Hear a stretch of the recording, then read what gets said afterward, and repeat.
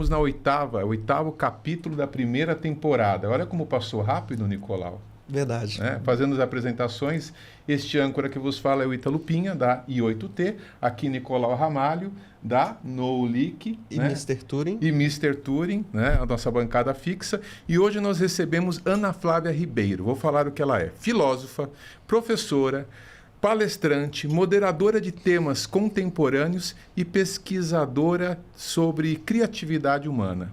Né? Para começar, como que misturou tudo isso? Né? Filosofia, liderança, IA, como que tudo isso aconteceu na sua vida? Na minha vida, algumas dessas coisas aconteceram por acidente. E na tua vida? Bom, antes de mais nada, obrigada pelo convite, obrigada por estar aqui com vocês, Ítalo, Nico, muito bom. Como é que aconteceram? Esses acidentes. Esses acidentes, exatamente isso acontecendo, né? A gente, essa altura do campeonato, do alto dos meus 54, quase 55 anos, cabelo branco. Uma menina. Uma criança, né? Uma senhora, uma criança senhora, uma senhora criança. A gente aprende que a gente tem muito menos controle na vida do que a gente gosta de ter. Isso serve para o empreendedor também. Contingências, acasos são muito mais realidade na vida da gente do que qualquer outra coisa. O que não significa que não se deva tentar agenciar-se alguma coisa na medida do possível.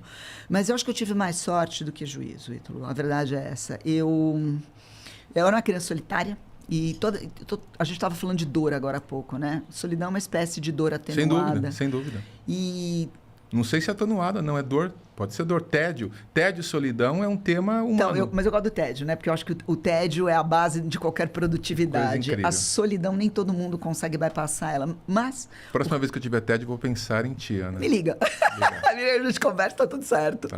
Eu te tiro do tédio rapidinho. Tá bom. Sociedade do hiperestímulo. A gente chega lá, quando a gente for falar de IA.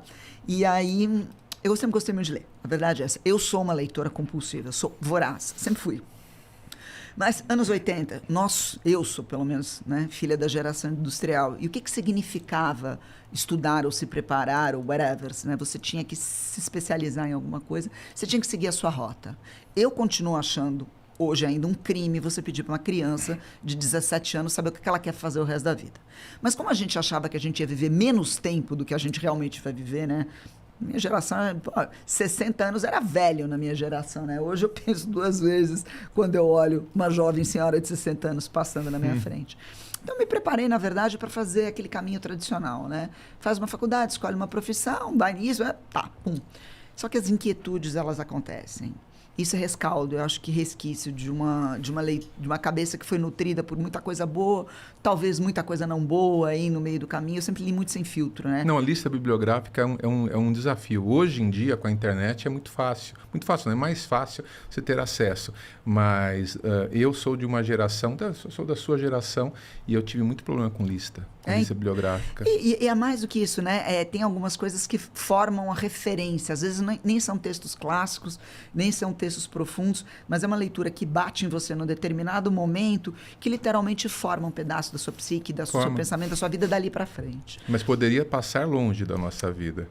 Porque tudo é questão de contexto e ambiente. Nada é a respeito tanto da gente mesmo. Cada vez mais eu tô indo por essa praia. Tudo nessa vida é contexto. E a vida me trouxe algumas possibilidades, e uma dessas possibilidades foi ter caído, na verdade, minha formação inicial é publicidade. Sou uma boa redatora, era uma boa redatora, mas não queria fazer slogan de sabão e pó o resto da minha vida, gente. Aliás, ando bem enjoada do marketing.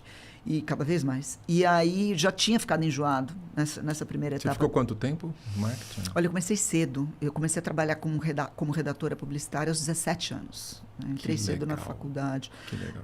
E aí, com 23, eu olhei para um lado, olhei para o outro e falei, não é isso. Foi cedo, então. Botei a mochila nas costas, me mandei para a Europa, fui para a Espanha. Fiquei 5 anos batendo perna na Espanha, fazendo um monte de coisa.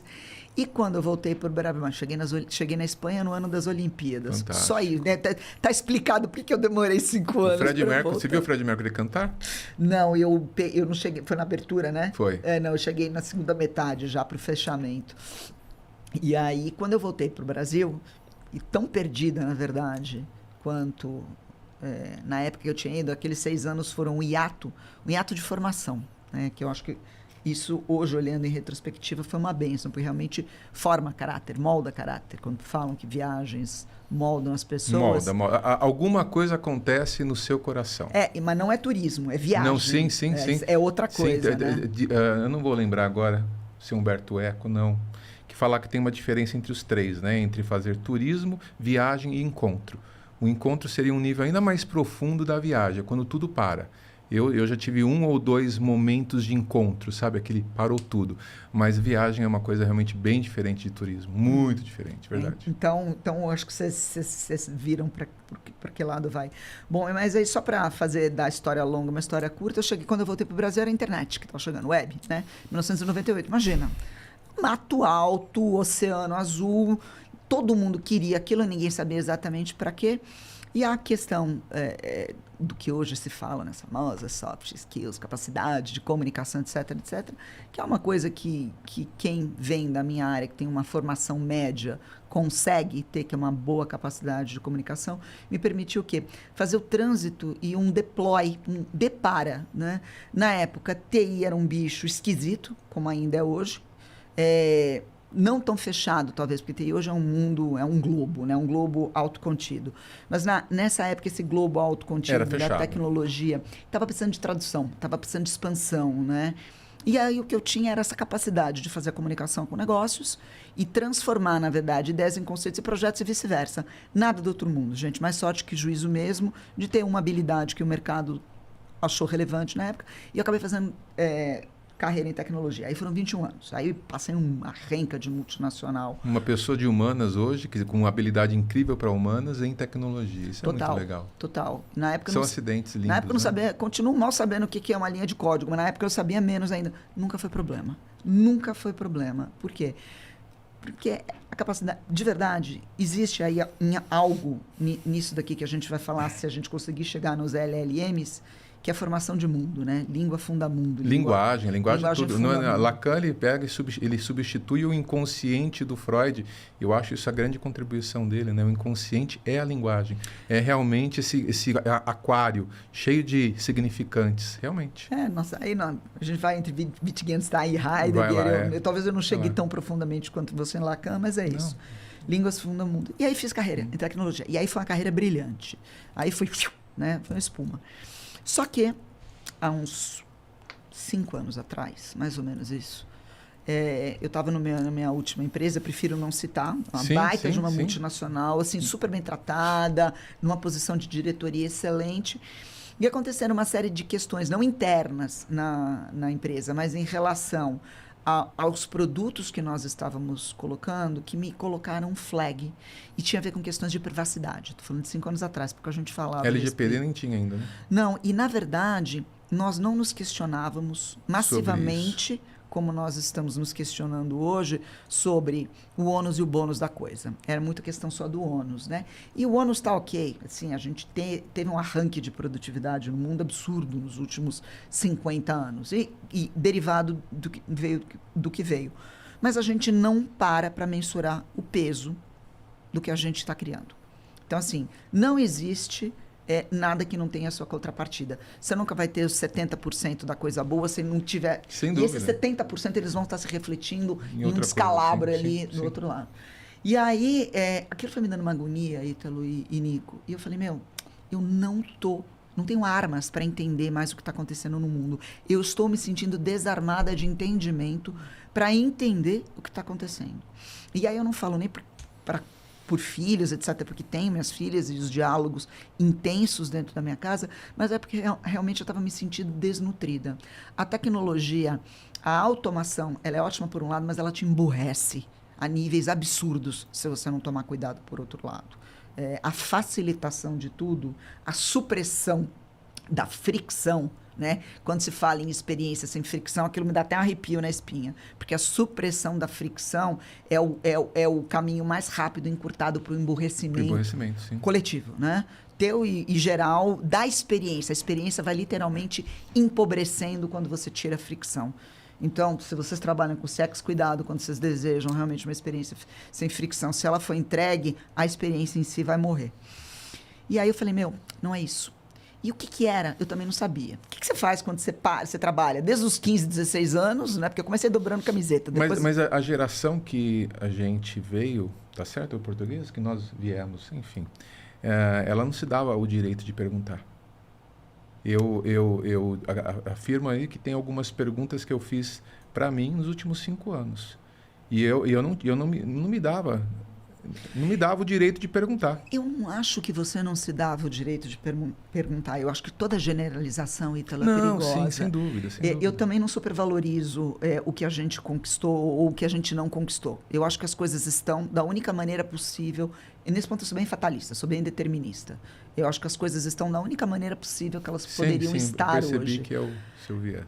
Mas eu acho que o fato da gente poder perguntar hoje se dá pelo fato de que inúmeras gerações antes de nós puderam construir as bases onde as perguntas acontecessem, né? E se perguntar é uma coisa que pouca gente faz, porque ela é literalmente algo que se faz a partir do momento em que mais do que o básico está assegurado. Sua autonomia. Questionamento é isso. Bom, de novo, para tentar chegar lá, fui estudar primeiro tendências de futuro, legal, é importante, é super interessante, te dá uma visão, um alargamento de fronteiras, mas o que eu comecei a perceber e a me incomodar em estudo de tendências de futuro? O Arthur C. Clarke tem uma analogia que eu acho que é maravilhosa. Ele fala que é o seguinte, que todas as formas na natureza tendem a se repetir. Sim, o nome disso é fractais. Fractais. Sim, e assim, tanto o micro quanto o macro, sim, isso repete. O mundo, o universo, a estrutura das coisas, ela se organiza por padrões que nós reconhecemos. Sem dúvida. E o novo, ele se apresenta para a gente como uma ruptura de um padrão estabelecido. Só que acontece, tem um limite da capacidade de padrões que um ser humano consegue entender e visualizar. Então, estudos de futuro, eles ciclicamente voltam a apresentar os mesmos padrões ou padrões com algumas novidades, que por mais aberrantes que elas sejam, depois de um determinado momento, você é exposto a sempre mais ou menos os mesmos padrões. O que acontece com você, com a sua imaginação? Você cria uma capa de impermeabilização. Por mais que aquela novidade seja uma novidade... Você já não percebe mais. Você rapidamente a normaliza e ela deixa de significar uma novidade. Onde você estudou isso? Dentro de filosofia? Isso é um trânsito entre filosofia e tendências de futuro, que são as minhas praias, que é a minha praia. Na verdade, para entender o que o Arthur C. Clarke quis dizer com isso, você precisa desse ground que é da filosofia. E aí, isso me incomodou em tendências de futuro, que por mais que se falasse, já se falava, né, há 5 anos atrás, de inteligência artificial, economia gig, vai falando, robótica, bioengenharia genética, interface, cérebro-máquina, aquilo era apresentado como sendo... útil. E aí, dali a 5, 10, 15 minutos, você deixava de se deslumbrar. Eu falei, tem coisa errada nisso aqui. Porque essas visões, elas estão se repetindo com muita constância. Cadê a espinha dorsal disso aqui? Foi quando eu decidi migrar do futuro para o eterno.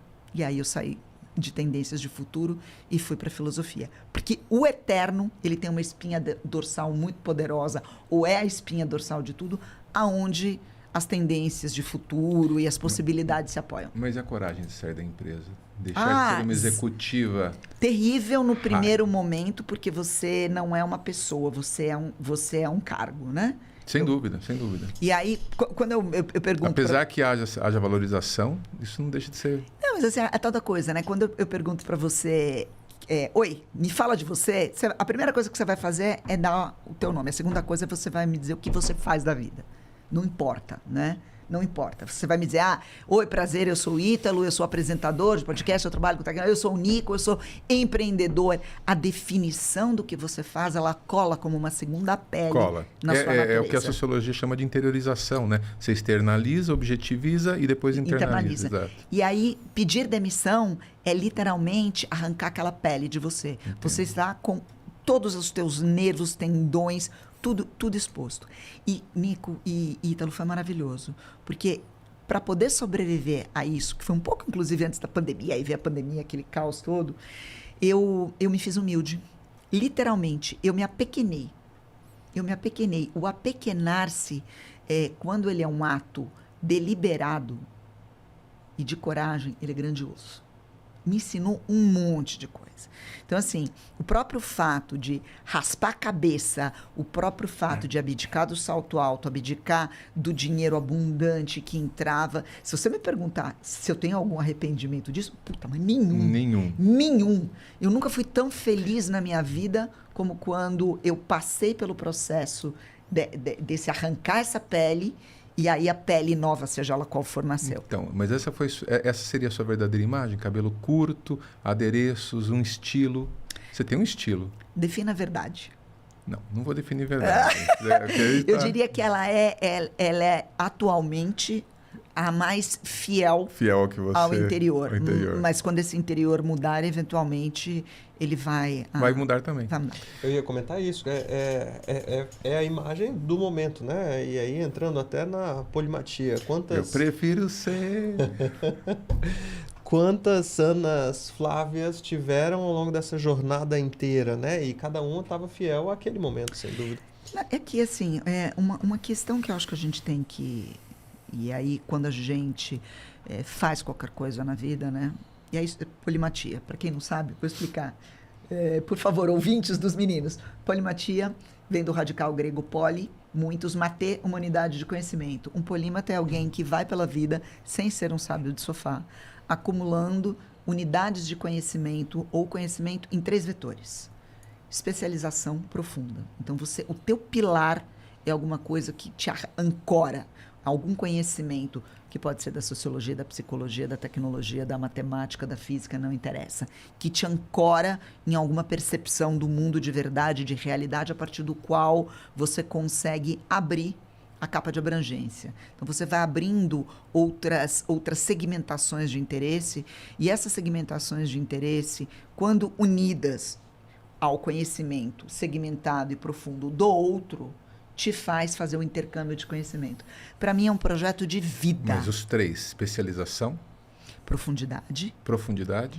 Profundidade é o primeiro. Sim. Abrangência é o segundo. E especialização? Terceiro, integração. A profundidade e a especialização são a mesma coisa, né? Porque o que acontece? Se você é profundo, quem conhece RPG vai lembrar disso, né? Gatekeeper. Os gatekeepers são os guardiões das passagens do conhecimento, né? Então, eles são profundamente necessários. Na verdade, muito do nosso conhecimento gira ao redor desses homens e mulheres que eram quase praticamente obsessivos em relação àquele campo do conhecimento que lhes era pertinente. O problema é que o especialista, em alguns momentos, ele se desancora da imaginação. E a imaginação, ela vem pela capacidade que você tem de fazer analogias. Analogia é a capacidade humana. Quando a gente fala de inteligência artificial, a gente está fazendo 2 analogias. Primeiro com inteligência, depois com artificial. A capacidade de fazer analogias, ela é turbinada com o quê? Com conhecimento diverso, que vem de outras fontes. Conectar o que está desconectado. Isso é para você fazer um depara, né? Sem dúvida. Quando eu falo cair de maduro, né? Uma analogia qualquer besta, imediatamente você lembra de uma manga caindo no... Cara, isso é uma analogia absurda. E o ser humano, na capacidade dele de fazer analogias, ele vai fazendo o quê? Ele vai entendendo o mundo. Ele vai derivando. Isso é quase uma dialogia, né? Você vai fazendo conexões e vai aprendendo e se surpreendendo com isso. Pode ser. Nunca pensei nesse aspecto, mas imagino que sim. É uma explicação super válida também. Agora, uma pergunta de provocação nessa história. A riqueza, pelo menos na nossa sociedade liberal, a riqueza está na especialização. Mas a beleza está num conhecimento polimata. E aí? Eu acho que são proporções áureas, né? A vida da gente, mesmo a especialização... Meio a meio? Eu acho que mesmo a especialização, ela pode ter uma proporção áurea. A questão é o quanto isso... E, de novo, é um projeto de vida pessoal. Se você quer uma solução útil, nova e adaptativa para o mundo, sem sombra de dúvida, você vai ter que misturar as zonas de conhecimento, principalmente no mundo de hoje. Mas me parece que é mais prazer você ser polimata e é mais lucrativo ser especialista, como você era especialista na empresa e ganhava muito mais para isso. São bônus e ônus, né? E ônus. O bolso pode estar recheado e a cara pode estar cheia de ruga, né?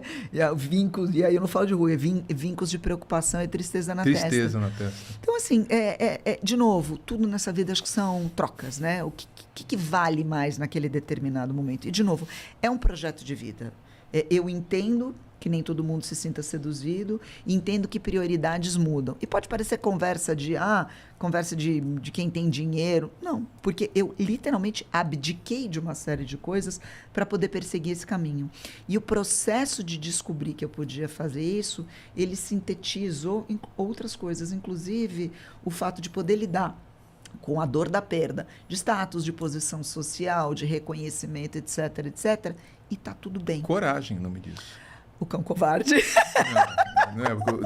Dizem que o covarde é o canalha. Nada canalha essa atitude. Nelson Rodrigues, um pouco disso, né? Mas, assim, para mim me veio como um projeto de vida.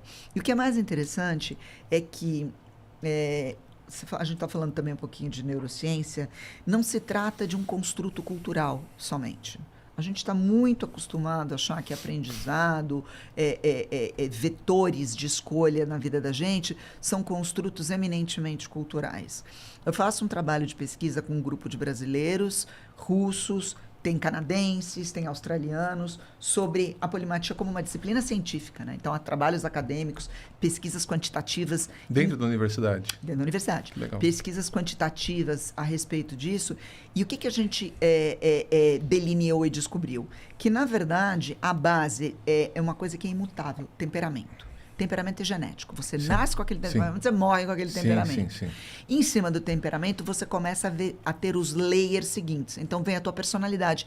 E a tua personalidade, ela é moldável, né? Sim. Ela vem da pressão do ambiente, combinada com o teu temperamento. O teu temperamento constrói caráter. vai construindo caráter.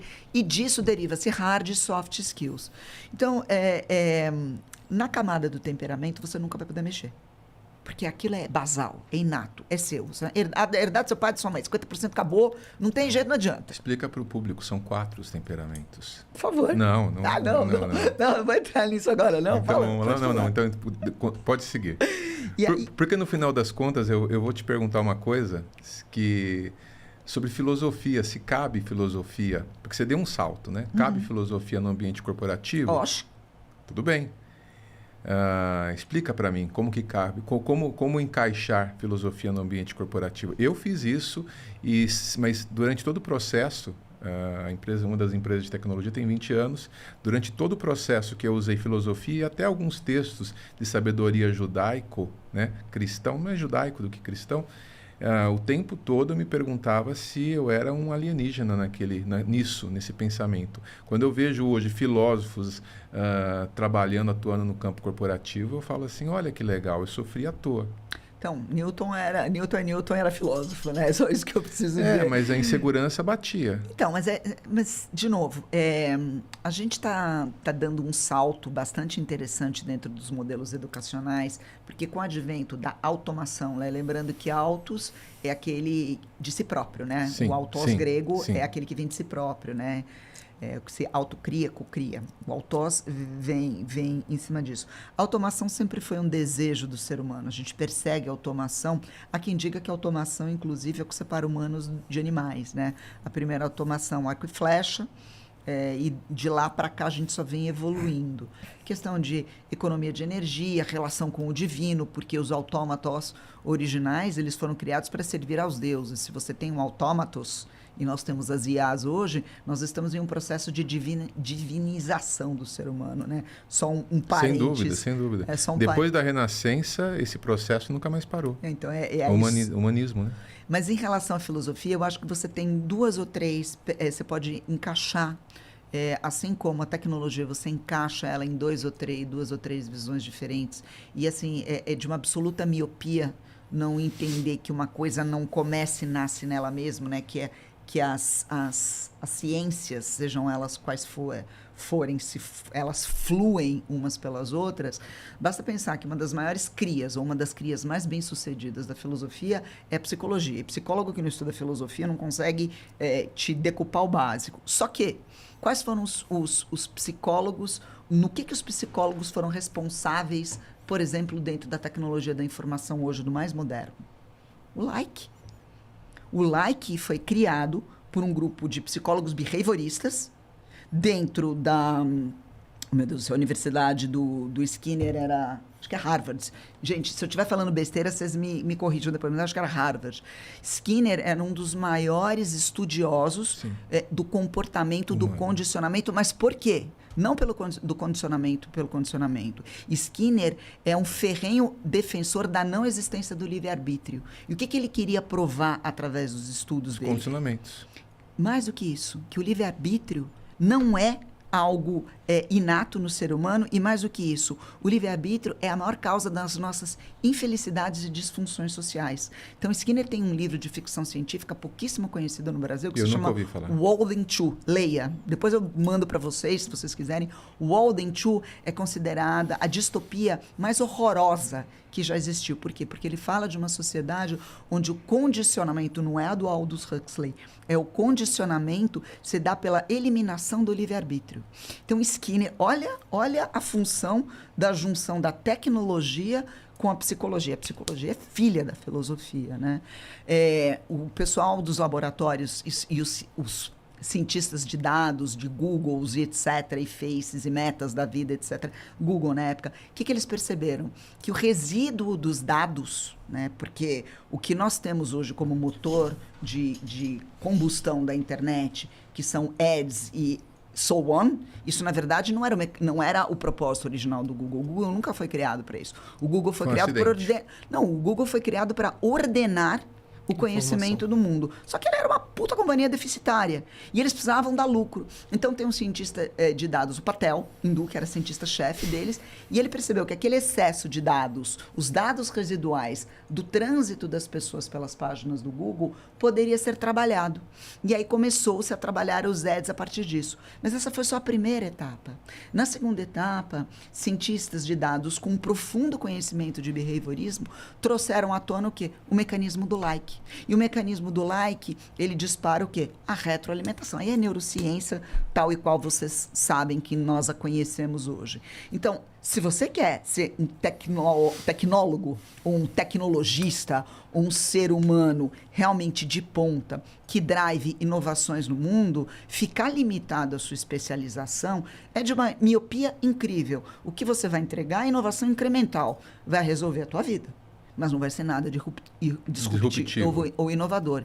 A disrupção vem o quê? Da analogia e dessa combinação de conhecimentos distintos. Então, quando me perguntam o papel da filosofia dentro da tecnologia... Ou dentro da corporação. Dentro da corporação, perdão. Eu trago esse primeiro exemplo. E o segundo exemplo é a própria necessidade absurda do treinamento de lideranças hoje em dia. A gente vive o capitalismo 4.0.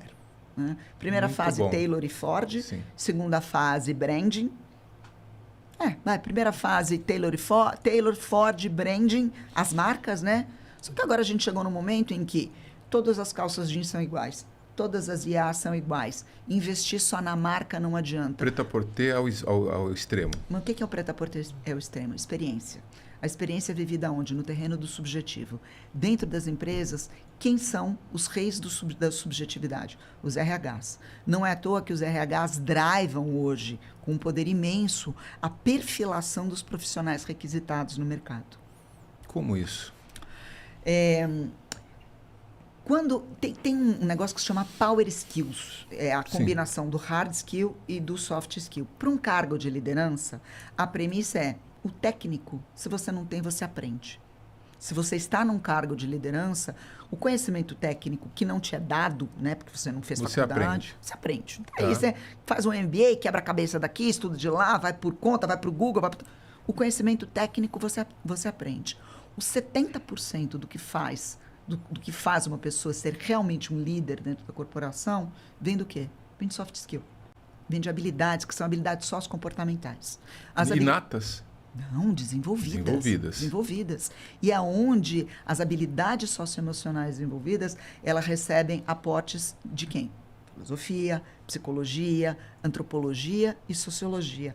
Todas as matérias de humanas extraídas e destiladas e aplicadas ao universo corporativo estão se incorporando cada vez mais. Porque se a gente quer entender como a cabeça do meu par funciona, do meu futuro líder funciona, do meu consumidor funciona, eu vivo no terreno da subjetividade. Eu vivo no terreno das experiências. Esse é o capitalismo 4.0. É a eliminação do produto enquanto produto e a transformação desse produto 100% em algo que se vive no terreno da subjetividade, que é o terreno da experiência, que é onde a IA deita e rola. Quando você... Não, perfeito, resposta dada.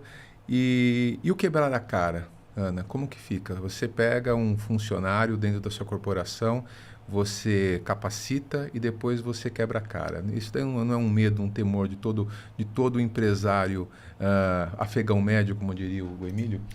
Mas sim, mas a questão isso vem de uma cultura que parte do pressuposto que você, por ser o empresário, por ser o dono, ou por ser o desenvolvedor, ou por ser o chefe, você controla as coisas. Uma tremenda de uma bobagem, tremenda né? bobagem. É o contexto quem manda, né? Você não só pode, como deve, treinar aquela pessoa e deve dar à pessoa chaves para entender o quê? As mudanças de conceitos.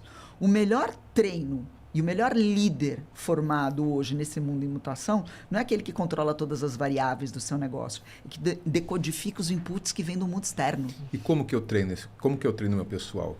Com um coach? Com um coach quântico? Pelo amor de Deus. Cara, por favor, não fala como essa que eu palavra treino, que eu vou levantar como que eu treino meu pessoal? Com afeto.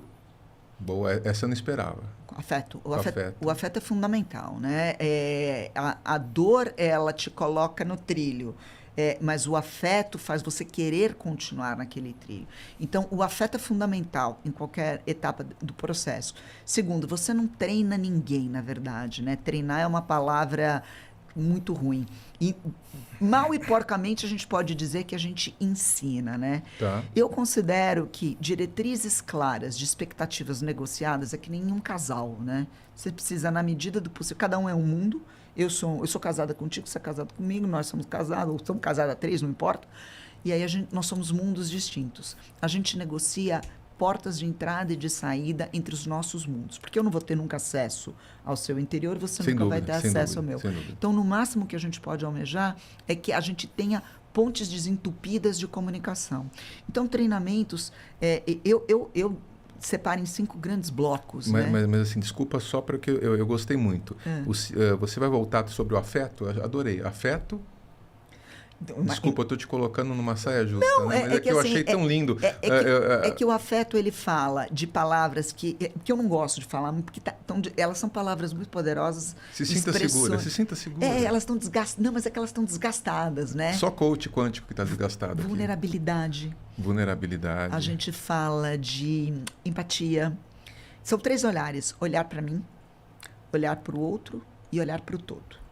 Então, dentro daquilo que se pensa numa liderança afetiva, há essa parte de inteligência relacional, já que a gente está falando de inteligência. Isso tudo faz parte da inteligência emocional e ainda cabe, pelo amor de Deus, e cabe no ambiente corporativo. E até eu diria o contrário, eu diria que a inteligência emocional está dentro da inteligência relacional. Porque no frigir dos ovos... além de que, sim, nós nascemos e morremos sozinhos, mas depois que a gente nasce, nem nascer a gente nasce sozinho, a gente precisa de alguém para nascer. Talvez morrer seja o único ato realmente solitário que a gente faz nessa vida. De resto, tudo o que nós fazemos na nossa vida, tudo que nós, do momento que a gente dorme até o momento que a gente, inclusive durante o momento que a gente dorme, a gente está fazendo de por e para o outro. O outro é esse grande fantasma que habita todos nós. Você tem uma influência aí, Manuel Levinas, né? Sobre a autoridade radical. Queria depois que você falasse uma autoridade radical, exatamente. A autoridade radical, ela é, né? Ela é a próxima fronteira, na verdade, do que a gente está vendo com inteligência artificial, que a gente está vendo com questões de... Você teve encontro com o Emanuel quando? Quando que foi esse encontro? Durante a faculdade. Durante a faculdade eles fazem a gente estudar vários autores. Mas a gente se apaixona por um em detrimento de outro. Mas eu sou freudiana. Né? Ah, ok. Eu sou freudiana. Se a gente vai entrar dentro da psicanálise, eu sou freudiana. Em matéria de antropologia, eu gosto muito do Bruno Latour. Muito, muito, muito Latour. E Levinas, ele flutua, né? Ele vai... Só me responde uma coisa, o profissional que ficou em aberto. Qual profissional que vai fazer esse trabalho na minha empresa?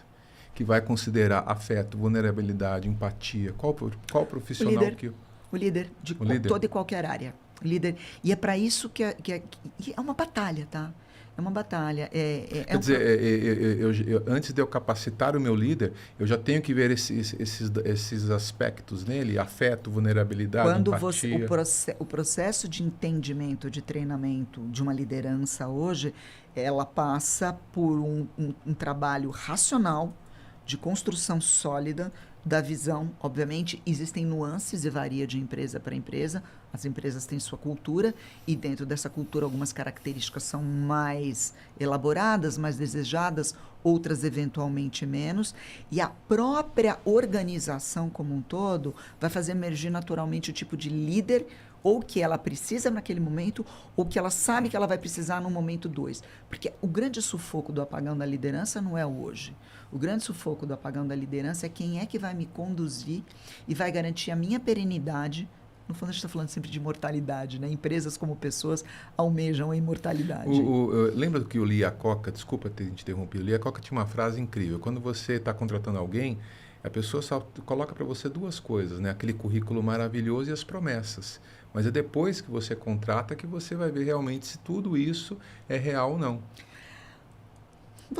Eu acho que assim, ninguém te promete nada e assim, as suas expectativas quando você contrata alguém são suas, não é do outro, né? Verdade. A visão do Lee Iacocca e vai entregar ou não vai entregar, e eu lá vou saber qual é a visão do Lee Iacocca, por mais que ele tombe aquilo em PowerPoint e Excel. Você concorda comigo que PowerPoint e Excel bem torturado aceita qualquer coisa? Sim. Eu torturo um Excel, ele cospe qualquer coisa, né? Tá aí balanço de empresa para dizer que eu não... E bolsa de valores para dizer que eu não estou mentindo, né? Tá aí a maior fraude da história. Pois é, então assim, números, eles refletem exatamente aquilo que eles são. Números. Ponto, acabou. Agora, e números são interpretáveis, né? A interpretação desse número, assim como a expectativa de uma empresa em relação ao seu líder, é cada um. Só que o que acontece? Você prepara alguém para assumir aquele processo de liderança, dado um cenário. Gente, o que está acontecendo? Uma cultura, né? A cultura da empresa. Mas o que está acontecendo no cenário do mundo hoje? Ele muda assim, né? De um dia para outro. Muda. Então, você não prepara a pessoa para o cenário futuro. Você prepara a pessoa para ela conseguir lidar com hoje. E com o amanhã. E estar minimamente preparada e emocionalmente estável para poder lidar com o quê? Com a incerteza constante, que é uma das coisas que a gente Cabe eu pagar terapia para o meu líder? Ou incentivá-lo a fazer terapia? Depende, né? Você pode... Terapia e padre, no fundo, são a mesma coisa, Sim, né? sem dúvida. É você ter alguém para ser a parede e o eco e para te devolver aquelas questões que você sabe que você vai ter que escavar e responder dentro de você. Cabe incentivar a pessoa a buscar dentro do afeto, e eu entendo o afeto, o autoconhecimento. E o autoconhecimento é um caminho muito particular, Ítalo. Ele é muito particular. Então, não cabe a mim dizer, tem que fazer terapia, ou tem que se confessar. Dúvida, sem dúvida. Foi uma provocação vai assim, ler genérica. Um livro.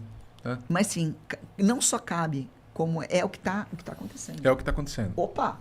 Eu trabalho em uma empresa que é muito grande, né? Que só faz isso.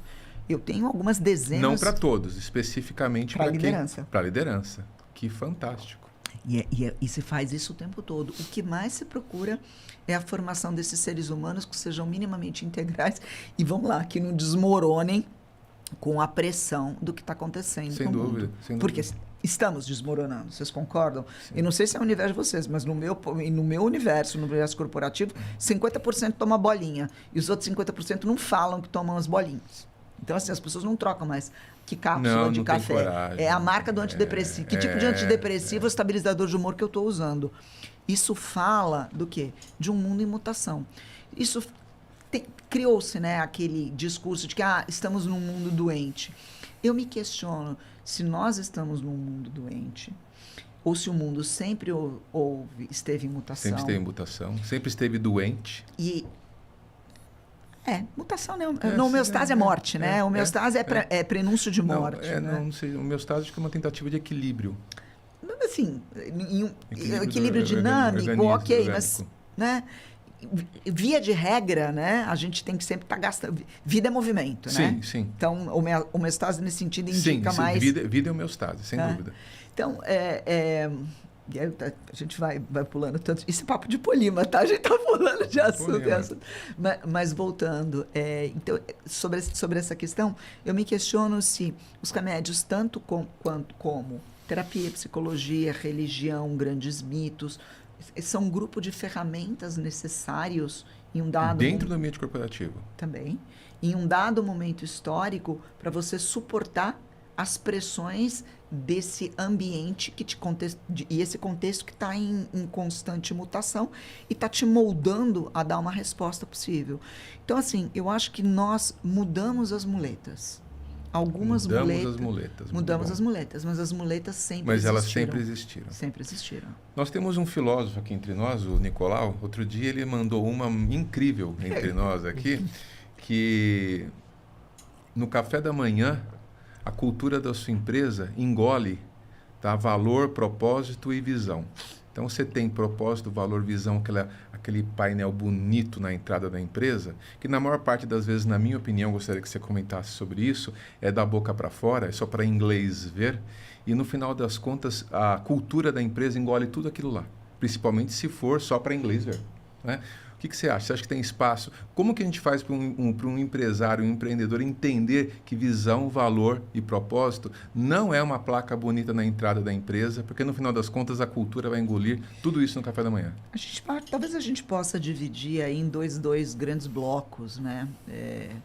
Com todos os problemas, os perrengues e mesmo com a parte que eu sou extremamente crítica, o empreendedor ele tem uma vantagem em cima da empresa, que é a empresa de capital aberto, né, ou a que foi investida, né? Ela realmente reflete a cara do dono.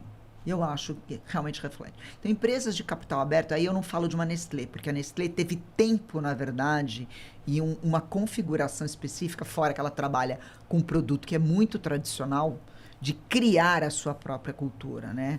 A Apple criou a sua própria cultura, apesar porque tinha uma figura fortíssima, né?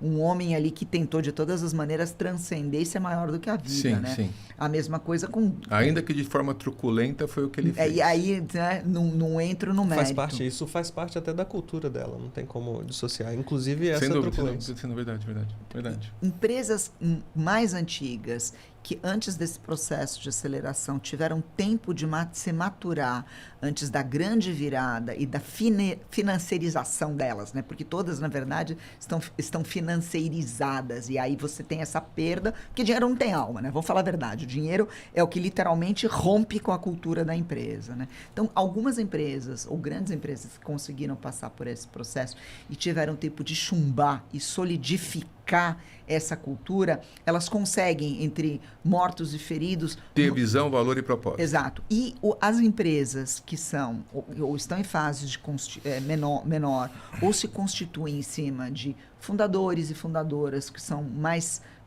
presentes, mais ativos... São missionários. Ou que trabalham com constituição, porque eu vi 3 casos de empresa que estabeleceram uma constituição interna. É maravilhoso. É lindo isso. É fantástico. A constituição escrita mesmo, né? São empresas que conseguem, então, introjetar isso, por quê? Porque, de novo, gente, a gente é aquilo que a gente literalmente vive, né? Linguagem funda mundos. E mundos fundam linguagem. Como eu tenho, desculpa, a palavra nojo não cabe, mas chega a quase isso, né? As empresas que têm numa placa de entrada, né? Com valor, visão, propósito, e você vê que isso não é real, né? Mas esse é o resultado da financiarização das empresas, né? Não que não tenha problema na minha empresa, tá? Mas então, é que as empresas, elas deixam de vivenciar aquilo pelo qual elas foram fundadas e passam a vivenciar a cultura do CFO, né? Por quê? Porque você tem que dar o resultado para o investidor, para o acionista, para o mercado, etc. Quando eu digo financiarização, é exatamente isso. Nesse sentido... os bancos, pelo menos, são os bancos, as startups e as fintechs são mais honestas, porque elas vivem de por e para um propósito que é o propósito financeiro. O problema é quando você tem uma empresa cujo propósito não é financeiro, que por conta das pressões, seja ambição de uns e de outros, seja porque você tem um grupo de executivos que só tem um bottom line, que é o bottom line do final do quarto para receber o bônus no final do ano, isso vai corroendo, sim, a alma da empresa. Então, a figura, ter propósito, missão e valor, é muito a cara do dono, ou a cara dos donos, né? Volta na liderança que você falou agora há pouco. E nesse sentido, eu acho empresas familiares fantásticas. Tem gente que odeia. Não é questão de odiar. A América Latina é feita de empresas familiares. Você só não vai ter empresas familiares nos Estados Unidos. Quer dizer, até você vai ter empresas familiares lá, mas não é a base. Empresa, não tem como a empresa não ter sido uma empresa Não, familiar. Na América Latina é a base. A base das empresas na América Latina são empresas familiares, é verdade. Com toda a prepotência, com toda a truculência. Ou não, né? Ou prepotência ou não. Eu tenho viajado muito Brasil afora e tenho estado literalmente em tudo que é lugar do Brasil. E tenho visto casos de empresas familiares, pequenas e médias empresas, onde efetivamente o grupo de colaboradores, eu não gosto muito dessa palavra, que eu acho que é funcionário mesmo. Estão destruindo essa palavra. Funcionário. O grupo de funcionários, efetivamente, ele vivencia e ele replica aquela cultura, ele introjeta aquela cultura e ele é uma câmara de eco que amplifica. Eu já vi escandalosamente empresas grandes refletindo a visão do dono. Isso é absurdo, você consegue ver, você não consegue sempre ver, mas é muito comum você conseguir ver. Obviamente, em uma escala matemática, Ítalo, não tem jeito. Se você quer efetivamente ser um gigante imenso e se você não cresce, você é engolido, aquela história, vai haver um processo da perda da alma da empresa.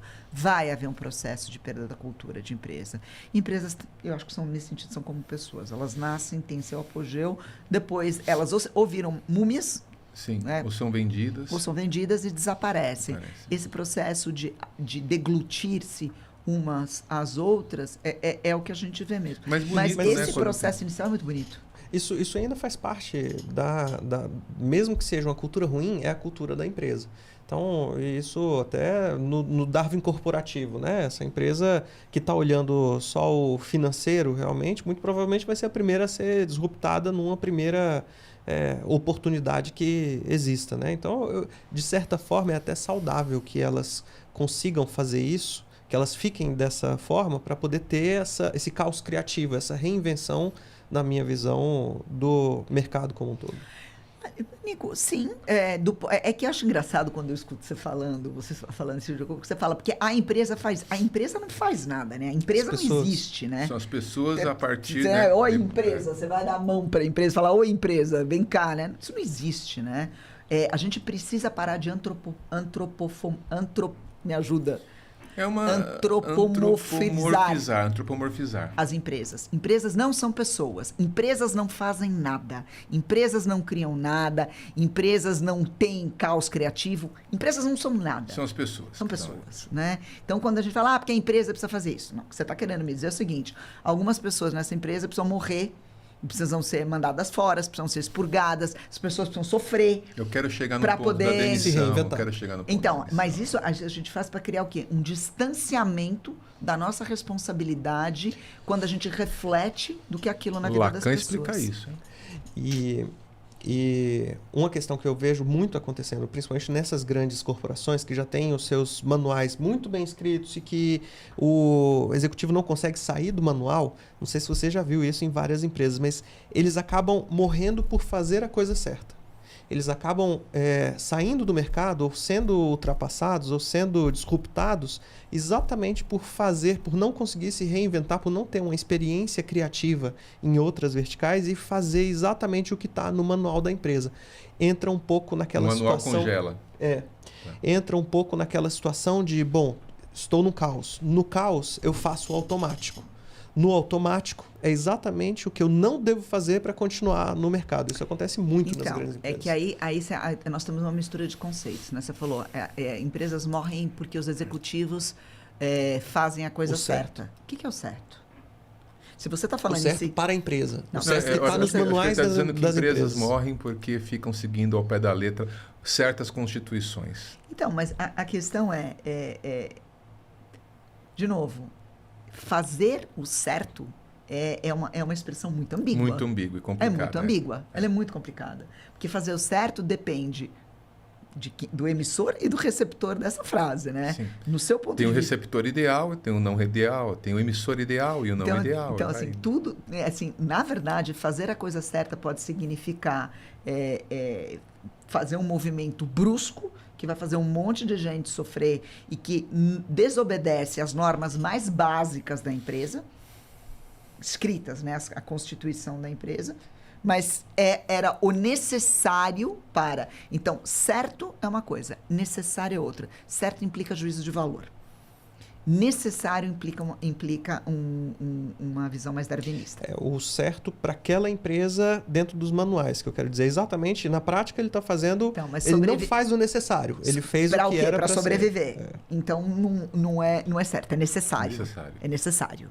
O certo implica, muitas vezes, inclusive... Porque certo tem uma injunção ética por detrás dessa palavra. Certo pode significar simplesmente, muitas vezes, assumir todo o prejuízo e a falência. Por quê? Porque você não está prejudicando as pessoas ali. Então, fazer o certo nem sempre é fazer o necessário. E fazer o necessário, 90% das vezes eu te digo que talvez não seja fazer o certo na cabeça dos executivos. É isso aí.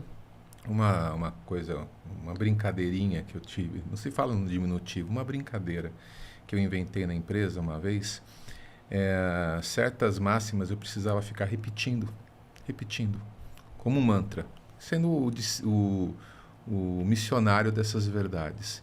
Então eu peguei uma frase de um filósofo, chama-se Clemente Rosset, que ele falava sobre os duplos. O que é os duplos? Essas repetições. Você repete por quê? Ou porque você tem muita convicção, ou porque você não tem conteúdo, precisa ler o Estadão, né? Ou porque você é um alienado. Né? Então eu ficava repetindo, e algumas vezes eu tinha e tenho, não hoje não, mas tinha a sensação de ter que vencer ensinar, isso é polimatia também, ensinar e ter que vencer pelo cansaço. Também tenho inúmeras experiências de sucesso onde realmente, quando eu fui missionário, quando sou missionário, eu tenho sucesso, mais experiências de sucesso do que de cansaço, né? Quando demitir o colaborador? Manners make the man. Você conhece essa expressão? Não. Manners make the man. Tem aquele filme daquele espião inglês, meu Deus do céu. Não é o James Bond, não. É o... daqui a pouco eu vou lembrar o nome do filme. Ele traz esse é um ditado em inglês. Manners make the man. Manners make the man. O hábito faz o monge. O hábito faz o monge. O hábito faz o monge. Isso é muito mais profundo do que a gente imagina. Muito mais profundo do que a gente imagina. O último eles lançaram o filme Origem. Só que tem o primeiro nome. Kingsman. Kingsman. Exatamente. O último filme foi Origem. Kingsman, exatamente. No Kingsman ele fala, manners make the man. O que acontece? Isso é muito mais profundo do que a gente imagina. Inclusive do ponto de vista da neurociência, tá? O que acontece?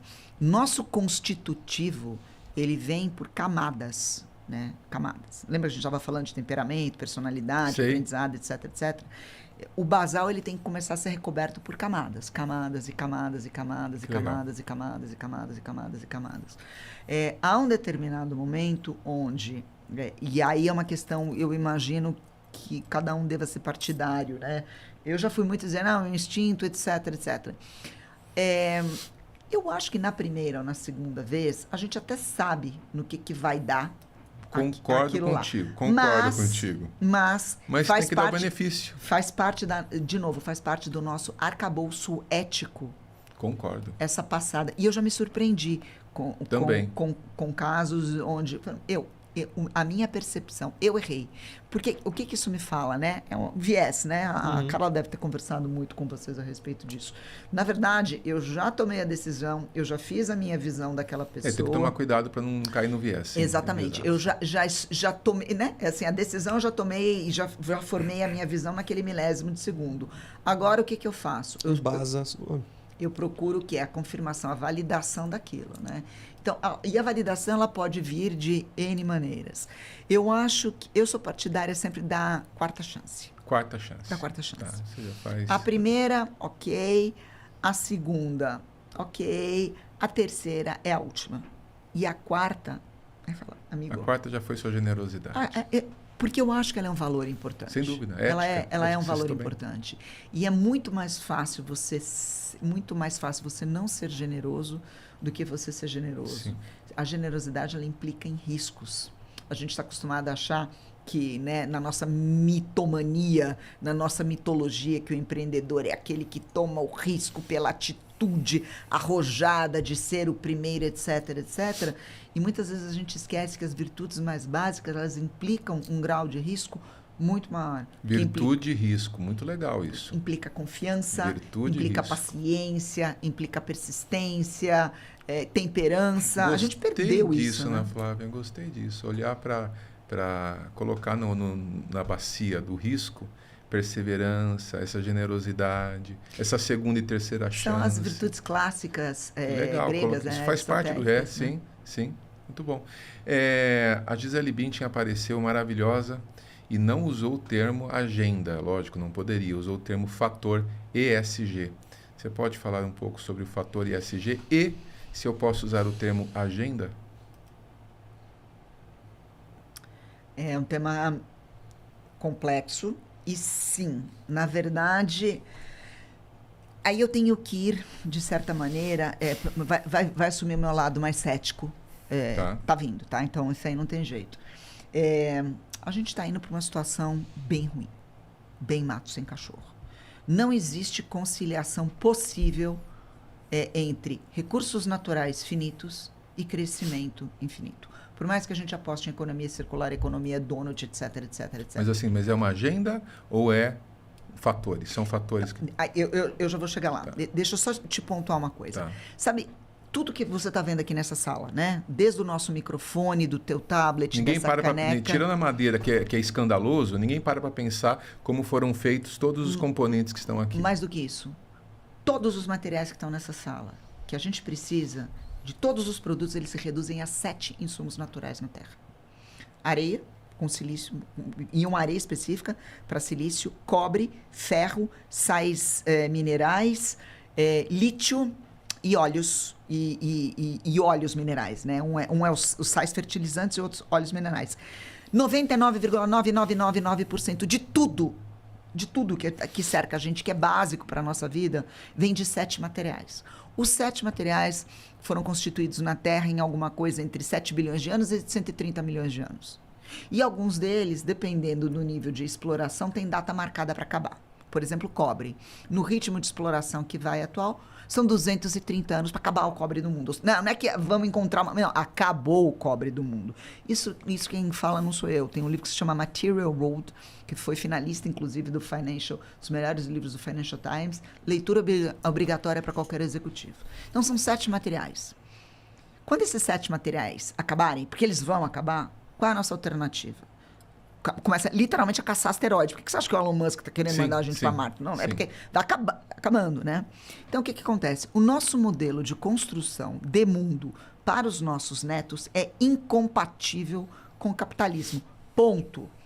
Ele é incompatível. Não tem jeito. Com todo o capitalismo? Com todo o capitalismo. Não tem jeito. É que nós estamos no capitalismo e, assim...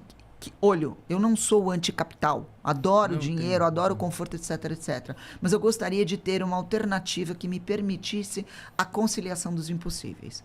Acho que a gente está vivendo mais ou menos a mesma coisa que a gente viveu no fim do feudalismo. Ninguém podia imaginar uma estruturação de mundo numa Europa específica. Revolução Francesa, ninguém imaginava que ia cair. E olha o que aconteceu, né? E cabeças rolaram, mercantilismo, né? Blá, blá, blá, e meio que o mundo se acomodou. O problema é que agora o capitalismo ele é hegemônico. Ele é, porque não existe um país no mundo que não seja capitalista. O capitalismo ele é hegemônico e toda hegemonia ela afunda pelo próprio peso, é que nem dinossauro. Então, o que acontece? A gente está entrando numa situação de capital que a gente está começando a comer o nosso próprio rabo.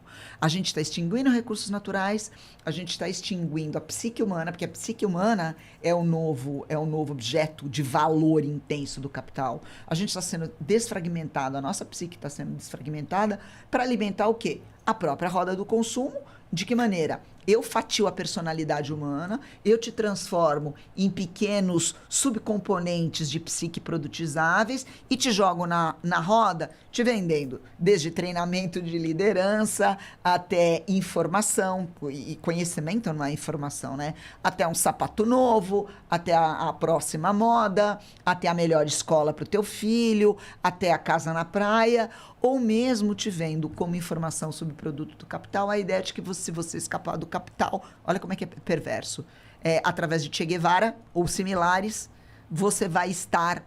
Então, o capital, ele vende tudo e compra tudo, até a própria ideia da abolição do próprio capital. Ela vem na forma de compra e venda e troca de informações. Esse ciclo é um Ouroboros, é aquela cobra que come o próprio rabo. Tá indo. Chega uma hora que ela vira, esgota e acaba. O que a gente vai colocar no lugar? Eu não sei. Mas alguma coisa a gente tem que fazer. Então, se você me pergunta qual é a minha visão de médio prazo é que a gente parte de algumas premissas. Que ou a gente muda o ambiente, o contexto, ou muda o ser humano. Porque ser humano, na atual conformação, com as modificações que a gente operacionalizou no mundo, transformou o contexto de uma tal maneira que está repelindo o próprio ser humano.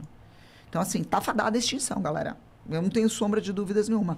O ser humano que a gente conhece dentro desse modelo, na Terra que a gente está, tem data marcada para acabar. Processo autoimune. É processo autoimune. Tem data marcada para acabar. Vai para Marte? Vai para Marte. Deixa de ser ser humano e vira outra coisa? Puta, válido. Válido. Eu não estou dizendo, né? Separações filogenéticas, válido também. Teremos 50 humanidades possíveis. Porque a gente não tem essa história de humanidade, né? Não sei quem foi louco que falou que nós somos uma espécie só de homo o tempo todo. Imagina. Homo sapiens. Era Homo sapiens, Neandertal, Desonovianos, Florenses. Éramos 5 ou 6 espécies coexistindo e coabitando. Por um caminho histórico X, os sapiens assumiu e vão embora. Sim. Você entendeu? Mas podia ter sido Sim. Denosoviano, podia ter sido Neandertal, whatever.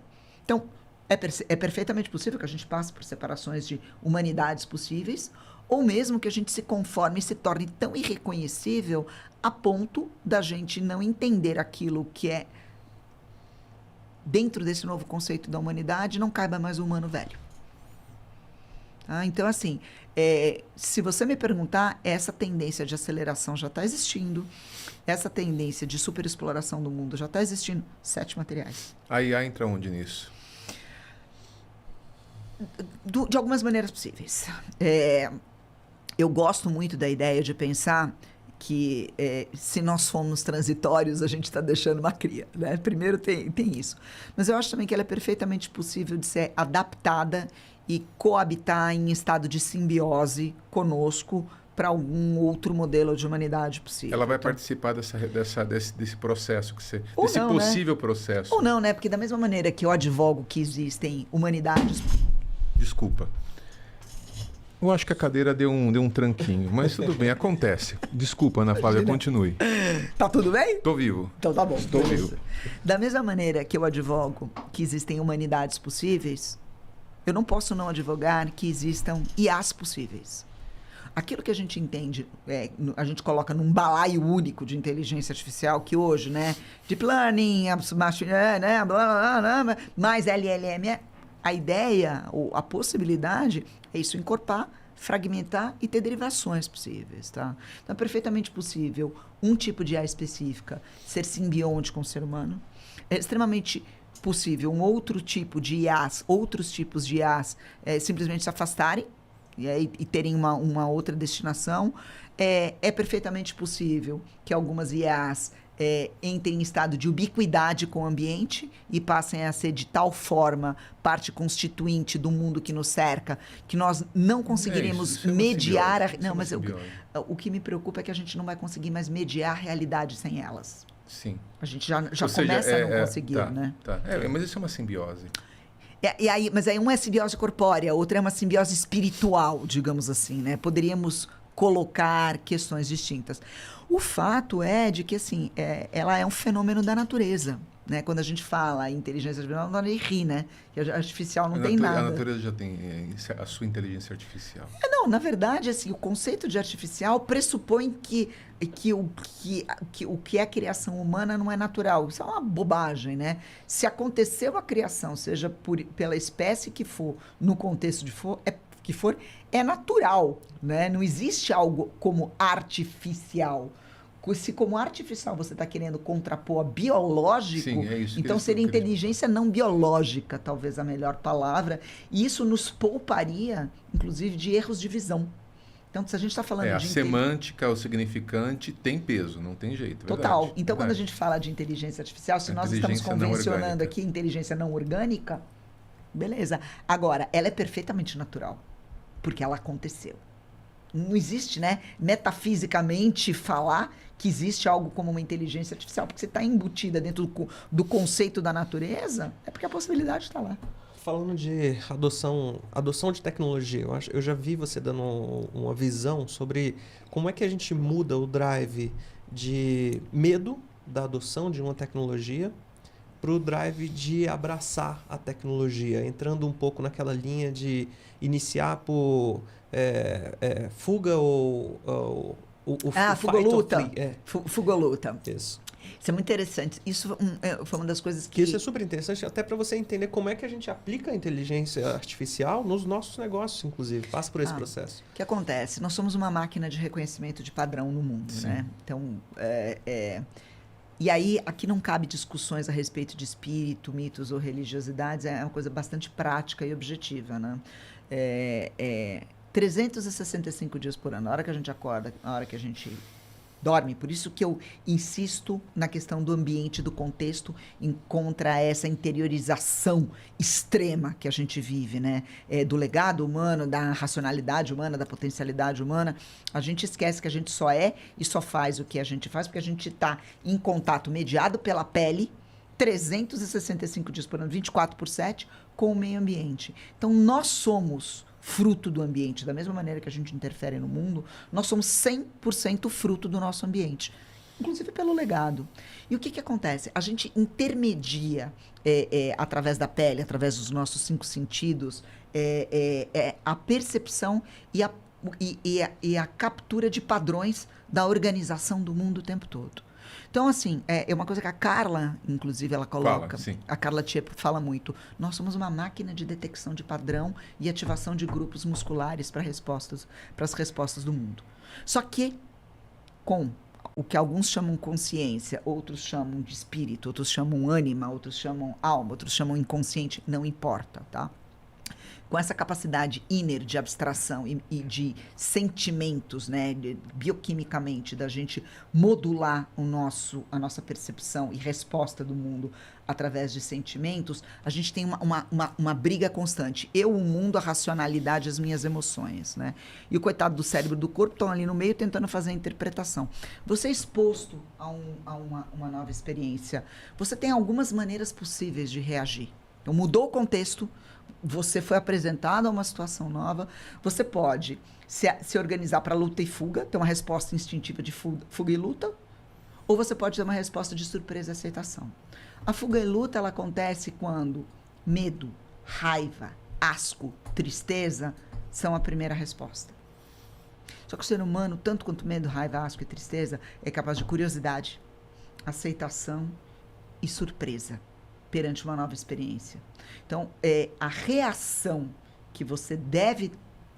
E aí depende do papel que você está. Eu estou apresentando ou estou sofrendo uma reação? Se eu estou apresentando, seja para uma criança, seja para um adulto, uma nova experiência, eu posso apresentá-la sobre óticas distintas.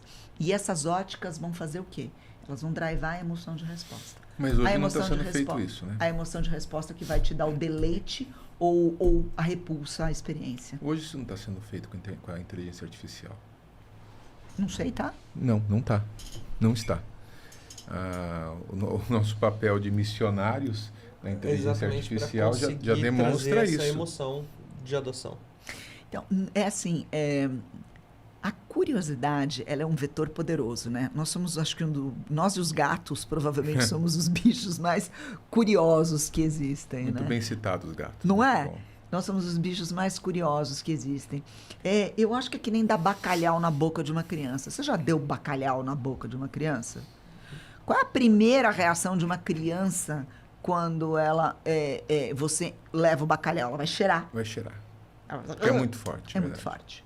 Então, primeiro que tem a idade, né? E isso significa o quê? Quando você pode apresentar... Mas vamos sair do bacalhau, vamos pro salmão. Vai pro alite, para já chutar. Pro sushi, vamos pro sushi. Que Tá bom, a criança...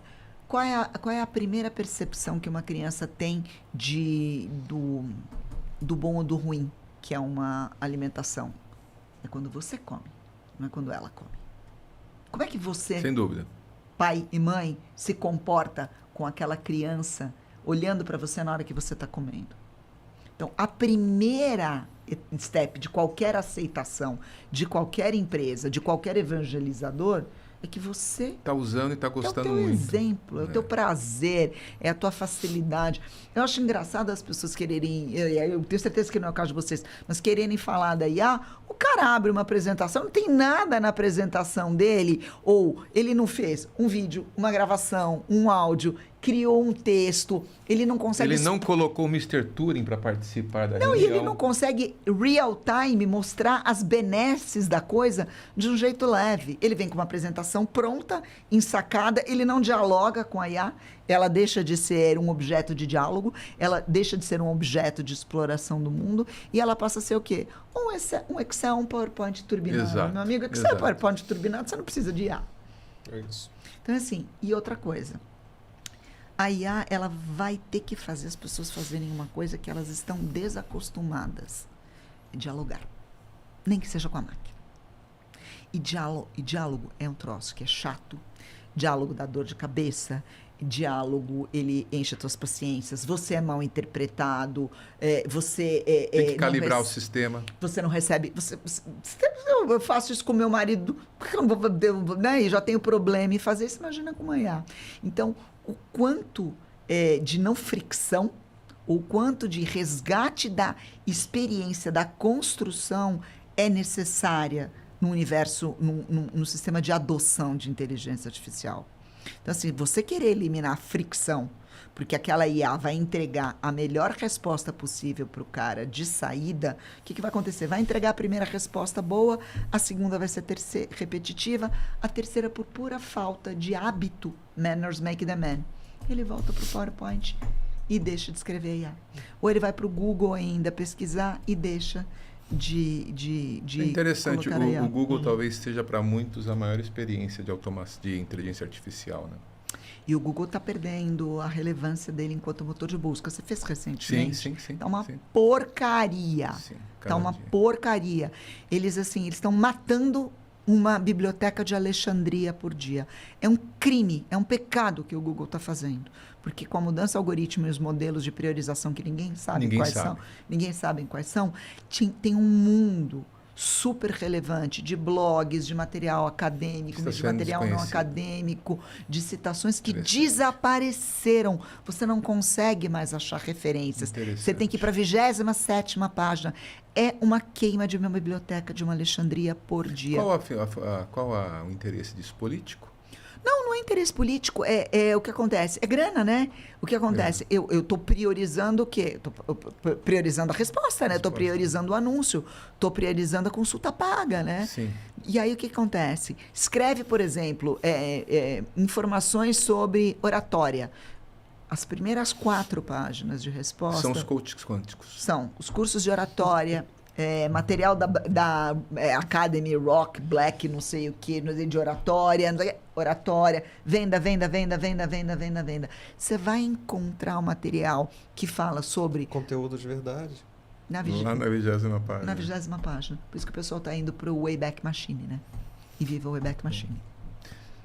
Ana, estamos caminhando para o final. Falamos de tudo menos de IA, né? Não, a gente falou de IA um pouco de IA. Falamos de IA, falamos.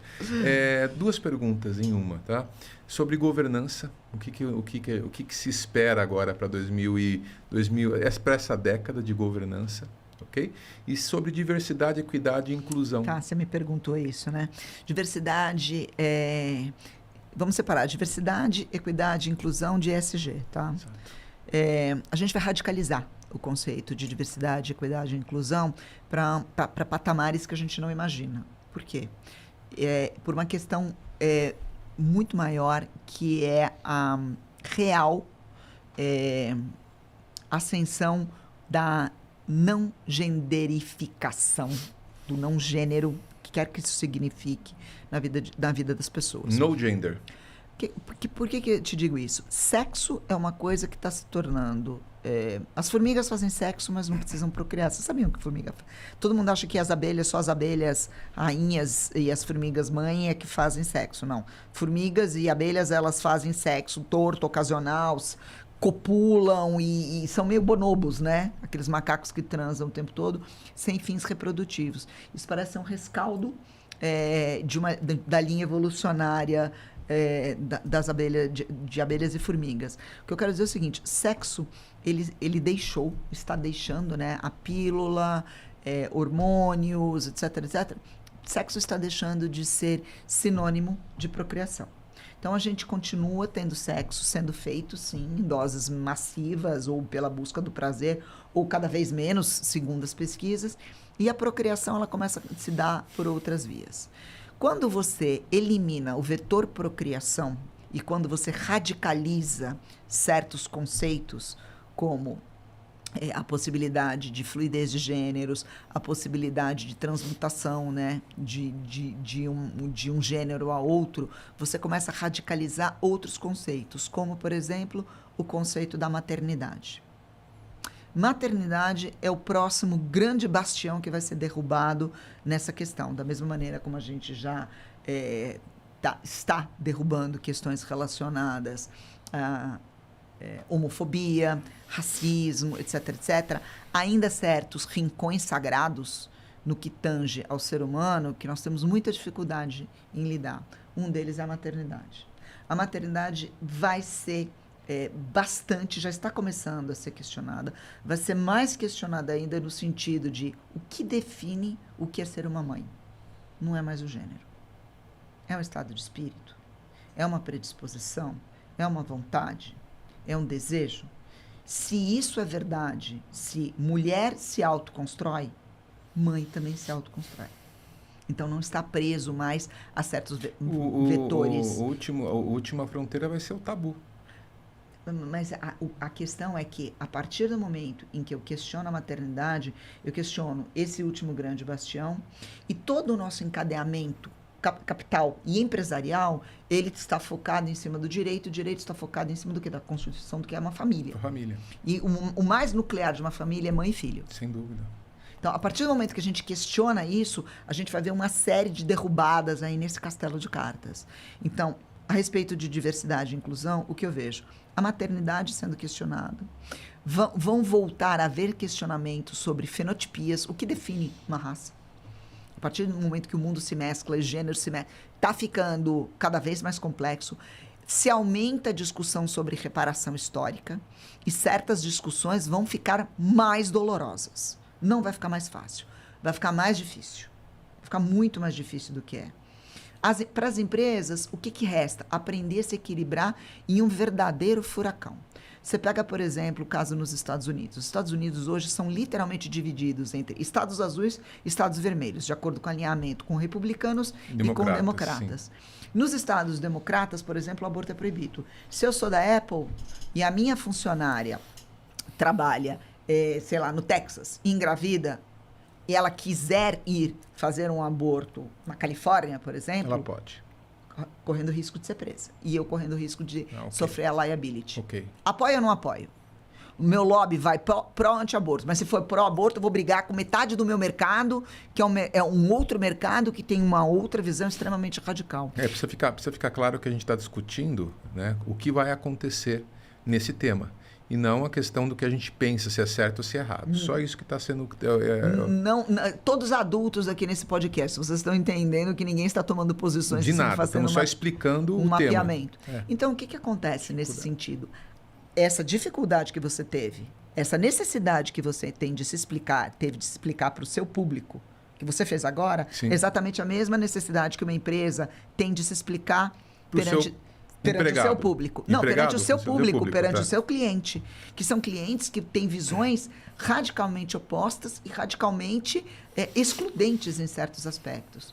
Então, possivelmente, você vai ver marcas se fragmentando por conta disso. Você vai ter uma marca por um lado e uma marca por outro lado. A Ambev vai ser dona da cerveja que se alinha com a esquerda e da cerveja que se alinha com a direita. Da cerveja mais retrógrada, da cerveja mais progressista, da cerveja assim, da cerveja assim.